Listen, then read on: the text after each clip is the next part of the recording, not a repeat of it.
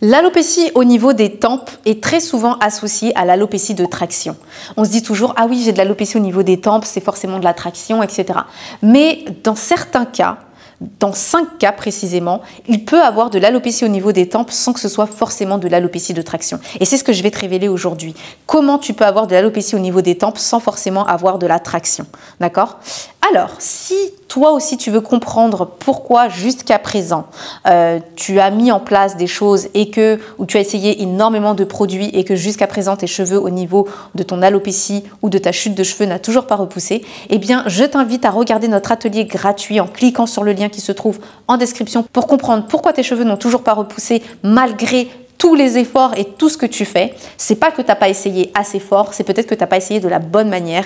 Et en regardant cet atelier, tu pourras comprendre qu'est-ce que tu fais mal et comment faire mieux. Ok? Il suffit juste de cliquer sur le lien qui se trouve en description.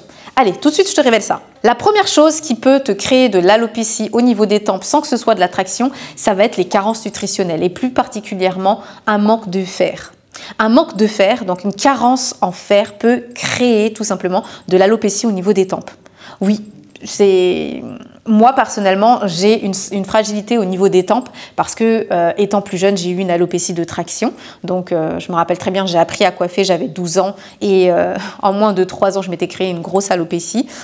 Donc à mes 15 ans, j'ai complètement arrêté de me coiffer et du coup, j'avais cette grosse bandelette. Le problème, c'est qu'aujourd'hui, quand j'ai des carences nutritionnelles, je ne vais pas avoir des chutes au milieu du crâne ou quoi que ce soit. Ça va être tout de suite sur ma devanture où ça va se voir. D'accord? Je vais avoir des trous à certains endroits parce que justement je suis en carence. Et dès que je suis plus carencée, eh ben, ça repousse.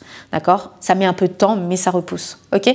Donc il faut faire attention à ça. Donc, mais j'ai aussi un terrain qui est fragile aussi. J'ai certaines fragilités au niveau du devant qui fait que c'est là où tout de suite ça tombe lorsque je suis en carence. Toi, même si tu n'as pas forcément de terrain qui est de fragilité, il est possible justement que malgré tout, eh bien, tes cheveux tombent quand même à l'avant lorsque tu es en carence. Ok? La deuxième raison, ça va être tout simplement la carence en vitamine B. La carence en vitamine B ou B12, souvent c'est la carence en vitamine B12 lorsque tu es végane ou que tu es végétarien, il faut faire attention à ça. Mais si tu as une carence en vitamine B, eh bien ça va se voir tout de suite au niveau du devant, d'accord? Très souvent ça crée des alopécies. La carence en vitamine B, surtout la vitamine B12, eh bien ça crée des alopécies au niveau des tempes. Pas forcément au niveau du milieu, mais très souvent au niveau des tempes. Donc fais bien attention et vérifie. Okay. Ensuite, tu vas avoir tout simplement les bouleversements hormonaux. D'accord? Ça veut dire quoi? Ça veut dire que si tu as un dérèglement hormonal, par exemple comme du postpartum, des problèmes de thyroïde ou ce genre de choses, eh bien, ça se voit très souvent au niveau des tempes. D'accord? C'est pas forcément tout de suite au milieu, mais ça peut se voir très souvent au niveau des tempes. C'est les tempes qui commencent à être dégarnies alors que tu fais pas de traction, tu te coiffes pas de manière serrée, tu respectes un temps de pause qui est totalement raisonnable, mais tu te rends compte que finalement, tu as les cheveux qui tombent. Donc, si tu vois que tu as des règles irrégulières ou que tu as des symptômes de prémenstruels qui sont vraiment juste incroyables, ça vaut le coup d'aller faire un bilan hormonal complet pour savoir si c'est pas une de tes causes de ton alopécie. Par contre, bien sûr, c'est valable uniquement quand c'est pas de l'alopécie de traction, hein, tout ce que je vous dis. Hein. Je préfère reprendre tout ça. Tout ce que je vous dis aujourd'hui n'est valable que pour les personnes qui n'ont pas de traction, c'est-à-dire des personnes qui se coiffent pas de manière excessive, c'est-à-dire que ok, tu gardes pas tes tresses plus de 3 semaines et que derrière tu laisses un temps de pause de 2 semaines minimum ou 1 semaine minimum et tu fais pas des chignons 24/24, on est d'accord? Donc c'est valable que pour ce type de personnes qui font les bons soins parce que si derrière tu prends pas le temps d'avoir un recul sur la situation et que tu dis ah Shendy elle a dit ça alors que dans ton cas c'est vraiment de l'alopécie de traction, je n'ai aucune responsabilité là-dessus, ok? On est d'accord? Bref, donc ce que je disais donc, c'est que les dérèglements hormonaux peuvent créer de l'alopécie au niveau des tempes. Par exemple, tu as beaucoup de femmes qui ont eu du postpartum, c'est-à-dire qu'après l'accouchement, 6 mois après, alors le postpartum c'est entre 6 mois et 1 an après, hein, ça peut tomber. Hein. C'est pas forcément tout de suite après, je viens d'accoucher, je vais avoir du postpartum 3 mois plus tard. Non, dans le plus précoce, ça peut être 3 mois, mais généralement, très souvent, ça commence à partir des 6 mois post-accouchement. Donc 6 mois post-accouchement, jusqu'à 1 an. C'est-à-dire qu'un an post-accouchement, tu peux commencer à avoir du postpartum. C'est-à-dire que pendant la première année, rien ne s'est passé, tout allait bien, etc. Et puis 1 an après, tu commences à voir que tes cheveux tombent et tu te dis « Oh, mais j'ai un choc émotionnel, qu'est-ce qui se passe, etc. Okay, donc, il faut faire attention à ça. C'est vraiment très, très important de vérifier. Alors, pas forcément que dans le cas du postpartum, surtout que le postpartum, c'est pas toujours au niveau des tempes, ça peut être aussi au niveau du milieu. En fait, le postpartum, la chute hormonale violente comme ça, ou même la fatigue et tout le reste, les carences que tu vas avoir suite à l'accouchement, eh bien, elles vont aller s'en prendre, encore une fois, aux zones qui sont les plus sensibles de ton cuir chevelu, les plus fragilisées. Donc, si à un moment, tu avais les tempes qui s'étaient fragilisées ou que tu avais vu que ça s'était un peu clairsemé, généralement, c'est parce que c'était déjà un terrain, d'accord? Donc, si ça tombe à ce niveau-là, c'est que c'était déjà un terrain. Donc, on passe à la quatrième chose. Donc, la quatrième chose, c'est le manque de sommeil. Et oui, si tu ne dors pas suffisamment, tu peux avoir des chutes de cheveux au niveau des tempes. Ça a l'air bizarre comme ça, te dire ça. Oui, mais c'est juste le sommeil, mais moi je dors 6 heures et ça m'a jamais rien fait. Oui, mais tu vivais à crédit jusqu'à présent. Ça veut dire que ce que tu pouvais faire quand tu avais 20 ans, 18 ans, 25 ans, allez, 30 ans grand max, c'est plus possible aujourd'hui.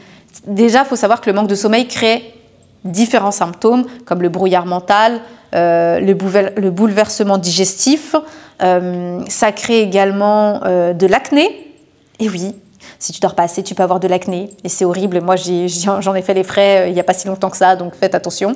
Et puis, tu peux avoir également de l'alopécie au niveau des tempes. Si tu as un crédit en temps, enfin un débit, je veux dire que ton compte de sommeil, parce que en fait, ton corps, il fonctionne comme un compte de sommeil.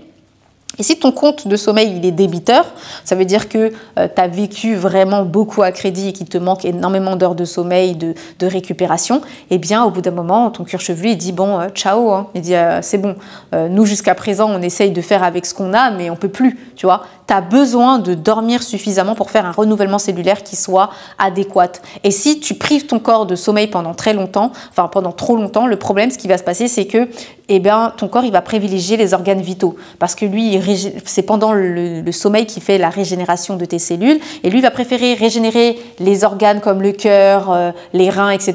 parce que tu peux pas vivre sans, plutôt que d'aller régénérer les cellules de tes cheveux. Il va se dire attends, tu peux vivre sans cheveux, tu peux pas vivre sans ton cœur, donc nous on préfère aller régénérer le cœur. Hein. Tes cheveux, on s'en fiche.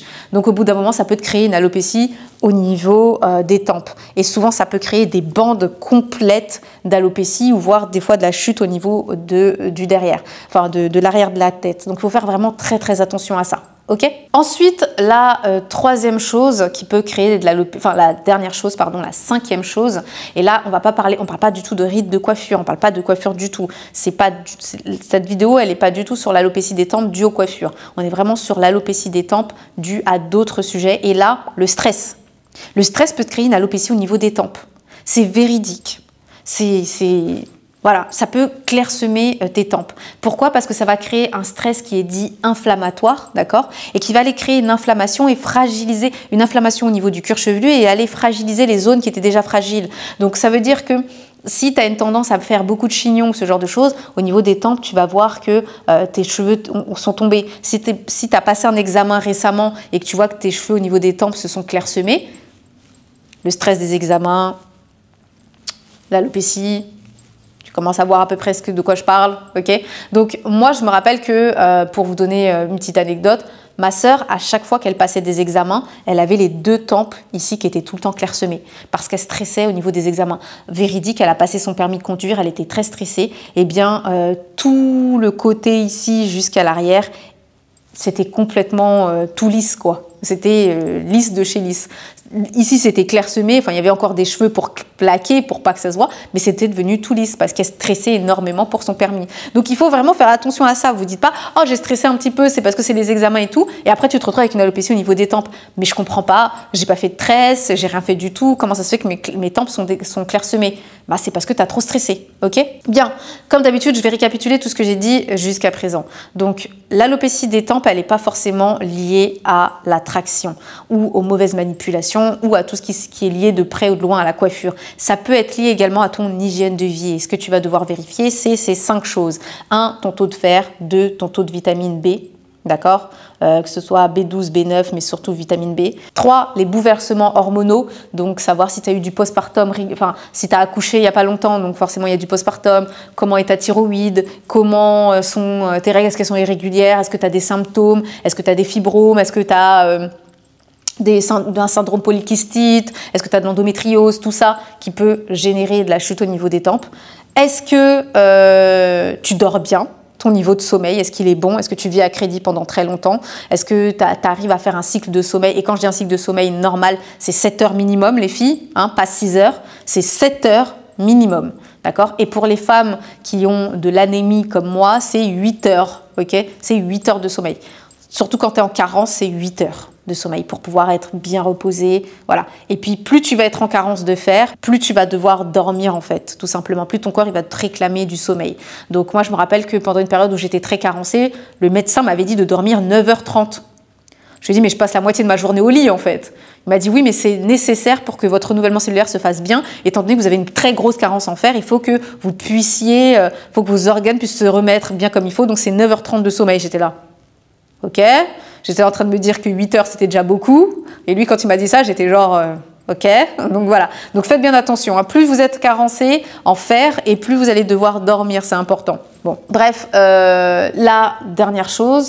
donc comme je disais, c'est le stress, d'accord? Vérifier ton taux de stress et voir où tu en es sur une échelle de 1 à 10. Moi, j'aime bien dire ça. Sur une échelle de 1 à 10, t'es où dans ton échelle de stress? Ça fait combien de temps que tu stresses? Moi, ma soeur, je me rappelle, elle avait stressé pendant tout un mois parce qu'elle passait son examen, elle prenait des heures de conduite en long, large, en travers pour être sûre. Voilà, donc c'était vraiment une grosse période stressante pour elle. Et donc, un mois avec un stress à 7, c'est pas forcément très bon. Hein.